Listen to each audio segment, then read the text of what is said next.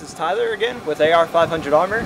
We had some questions about durability and if it's possible to hurt these plates with general use and anything that would infect integrity. The answer is pretty much no. So we brought out our forklift, which weighs about 7,600 pounds.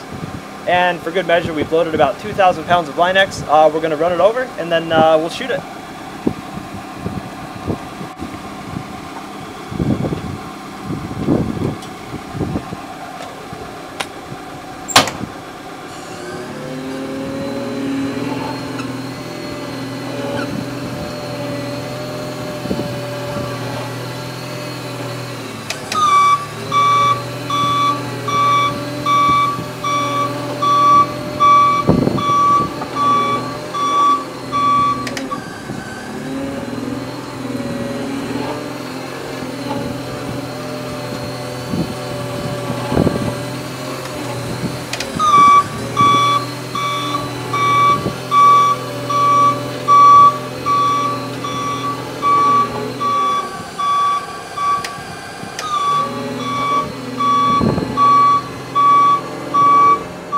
So it's looking pretty good. All we see is a tire tread. Backside looks good. Let's move on to the drop test. Alright, so we're going to do a drop test from about 15 feet.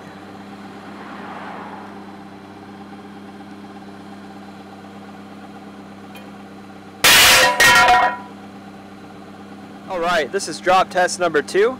The reason for the steel backing on the ground here is we're actually more worried about damaging the asphalt than we are our body armor. So here it is.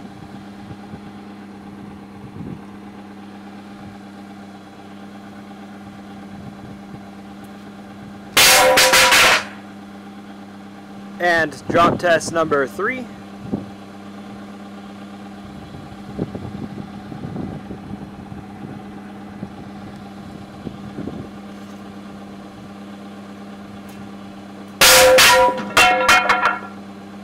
And this is drop test number 4, our last drop test from 15 feet.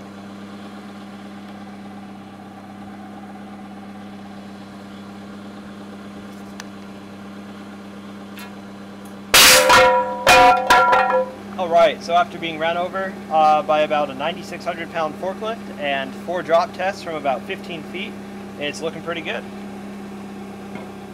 Coating's still intact. Let's go do the fun part and shoot it.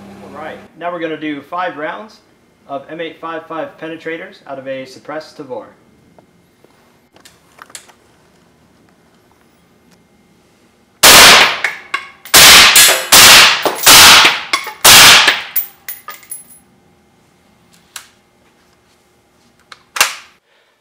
Alright, so 5 rounds of M855 penetrators, no penetration. The sticker did not survive, but the plate's holding up just fine even after the drop test and running it over with a forklift. Full fragmentation containment, no penetration. Ballistic gel's intact. Alright, so now we're going to do 5 more rounds of 308 M80 ball out of an 18-inch Kel-Tec RFB.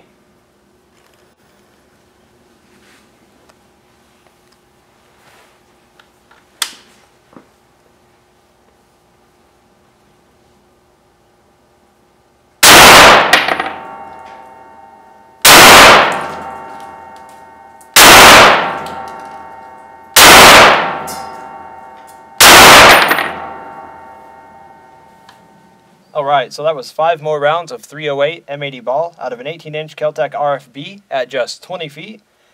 Still no penetration, still no fragmentation. The coating's taking a beating, but it's still containing everything just fine. This is our 10x12 build-up coat. The back looks good. Very minimal back face deformation.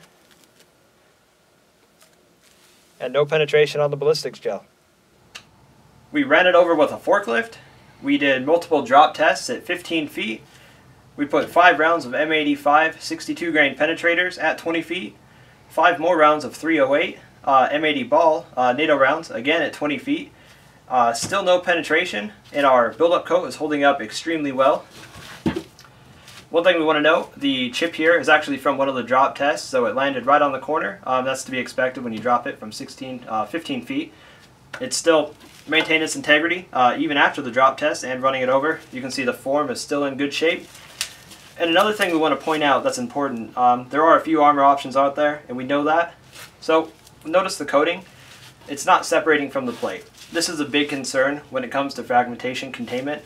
So we just encourage you to do your research, regardless if you purchase from us or not. Know what you're getting, understand what you're getting into when you choose armor, and just choose something that's reliable and effective. So again, this performed excellent in our test. Back face deformation was minimal.